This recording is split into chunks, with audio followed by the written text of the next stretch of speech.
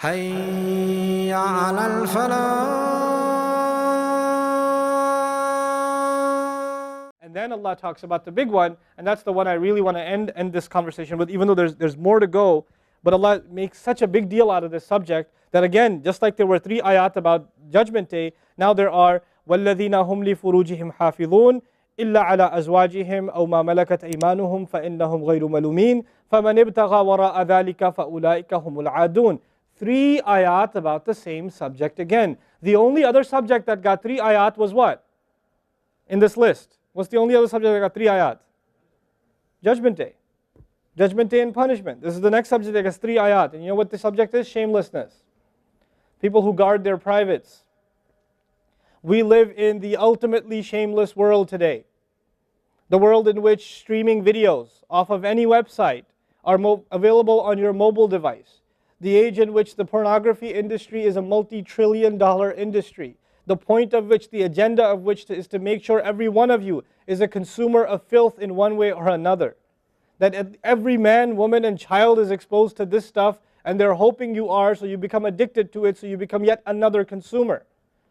This is the gift of pornography to society. It's creating people, turning people into animals and perverts. And some of you, unfortunately, have that addiction. And you're watching this stuff online, and you're watching it and saving it on your apps and your mobile devices.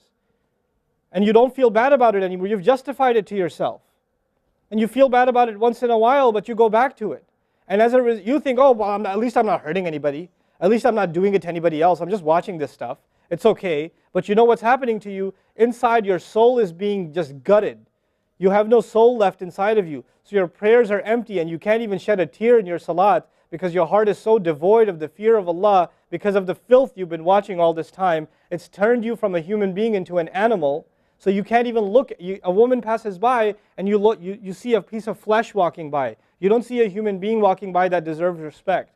You check everybody out and everything out. You're constantly gawking and staring.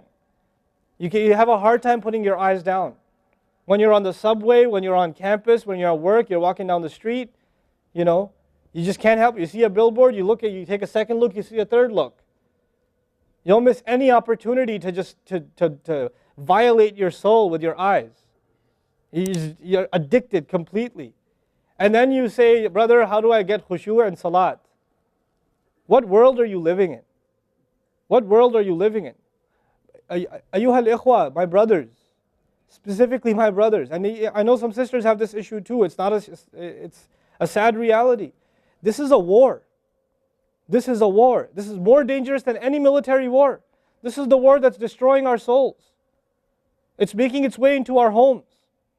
It's making its way, if I want to protect my children from this stuff as much as possible. But when my child goes to school, and it doesn't matter if it's Islamic school, there's a very high statistical likelihood that someone, a friend, with their iPod, with their mobile device, will say, hey, look at this.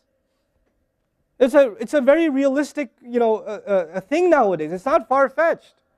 And so I have to prepare my children for the filthy world that they're going to be brought up in. And there's no escape from this stuff anymore. There isn't. It's everywhere.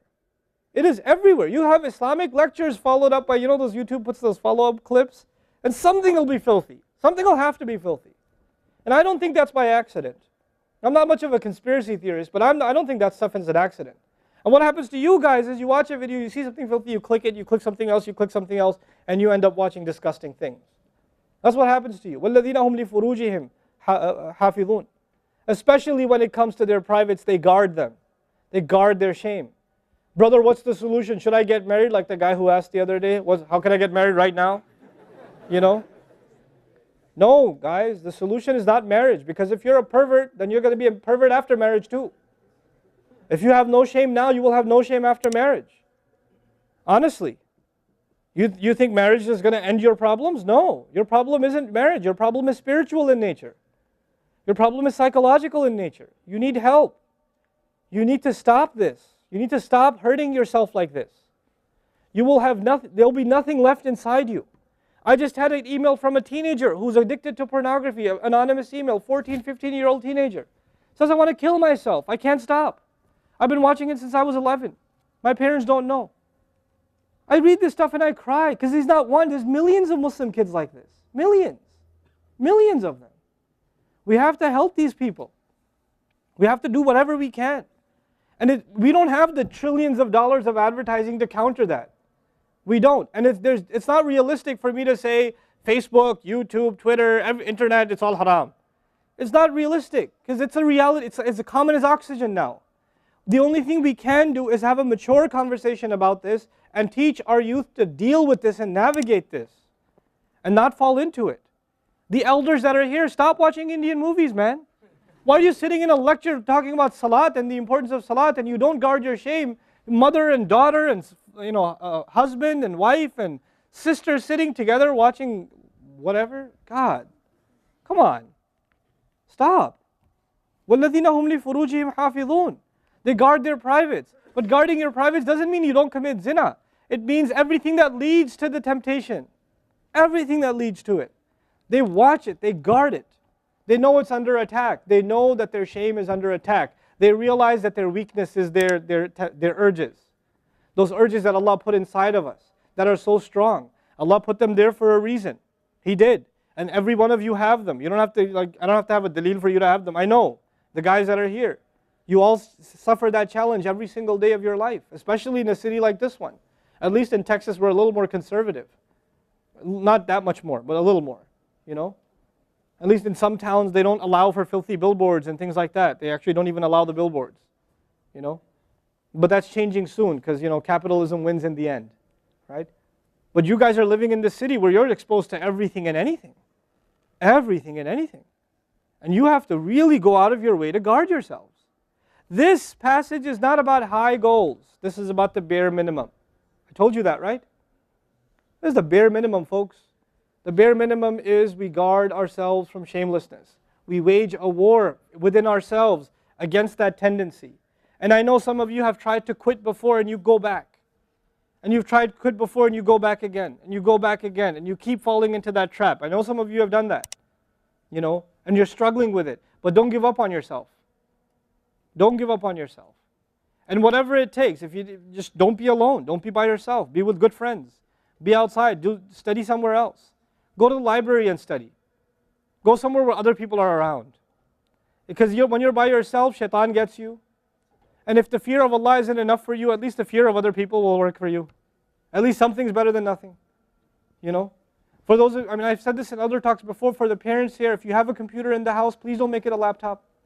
Have a desktop in the house with a really big monitor. Get the biggest monitor you can find. Honest to God, and make sure your computer is in the kitchen or in the dining room. Don't put it in the living room. Don't put it in the kids' room. Don't put it in your bedroom. Put it in the dining room, facing the public. You want to do homework, do it over there. Though you can't move the monitor this way or that way. It's facing everybody. That's how you should have it. This stuff, we have to take these precautions. Don't give your 11-year-old a smartphone. What were you thinking? That's not very smart. Don't give them a smartphone. Why am I seeing kids in Islamic school, 5th graders, with iPhones? iPhone 5s. I don't have an iPhone 5. Why do you have an iPhone 5? With 4G, you know how dangerous that stuff is? وَالَّذِينَ هُمْ لِفُرُوجِهِمْ حَافِظُونَ إِلَّا عَلَىٰ أَزْوَاجِهِمْ, except upon their spouses, أَوْ مَا مَلَكَتْ أَيْمَانُهُمْ فَإِنَّهُمْ غَيْرُ مَلُومِينَ, or what their right hands possess, then they're not to be blamed. Allah says we have these urges and we can execute those urges, we can release those urges, but to the halal spouse, to the spouse, our spouses. But outside of that, we can't. And by the way, when people get addicted to this sort of thing, and they get accustomed to it, or they get over and overly exposed to it, they have miserable marriages. Their marriages start falling apart. They have this virtual idea of what pleasure means, and they don't find pleasure in their spouse anymore. And there's great fitna that comes into the family. It destroys homes, Muslim homes. That's what's happening in our world today. Allah talks about the people who make salah, and He says, I'm describing the people who make salah because this is the mawsuf, al-musallin, then alladhina, all the alladhinas, all the asma' mawsula here are the wasf, the sifa of it, which means the people of salah are the people who protect their shame, are the people who fear judgment day, are the people who, they are constant in their prayers. These are the people. فَمَنِ ابْتَغَى وَرَاءَ ذَلِكَ فَأُولَٰئِكَ هُمُ الْعَادُونَ. The people who pursue anything beyond that, then they are the ones engaged in aggression. This is an act of aggression. You know, when adu is mentioned, or adi, adin from adu, from ada ya'du, right? Al-adun. Al-adawa in Arabic means animosity. Allah says, whoever pursues their urges to be fulfilled outside of the halal, outside of the marriage, whoever pursues that, then they are engaged in an act of aggression. The question is, aggression against who? Because when you say enemy, then you have to say enemy of who? If they've become an enemy, who have you become an enemy to? Allah didn't mention a maf'ul bihi, no jar majroor, nothing related to it. You know what that means? They are an enemy to themselves, their family. They become an enemy even to Allah's teaching. You know, these are the kinds of people. The most important asset you and I have is our hearts. And this shamelessness destroys the hearts. It destroys it. The most precious thing you and I have to preserve is our Iman. And these filthy images is destroying your Iman. They're tearing your Iman apart. Don't let it happen to you. Do not let it happen to you. And I can only talk about this. I can't stop you from doing anything. And nobody else can. You will have to police yourself. You will have to control yourself. You'll have to make the decision, is my Iman important enough? Is my salat important enough? You know? Or should I just carry on and pretend? You know what I told you about jazur, right? When you come across evil, you just don't want to deal with it. You just ignore it. There's a lot of people like that. They hear this stuff and they don't deal with it. They just ignore it. And you're jazur. Then you're not from the musallin. Illa al-musallin. If you don't be from the people of jazur, from the jazureen. Don't be from them.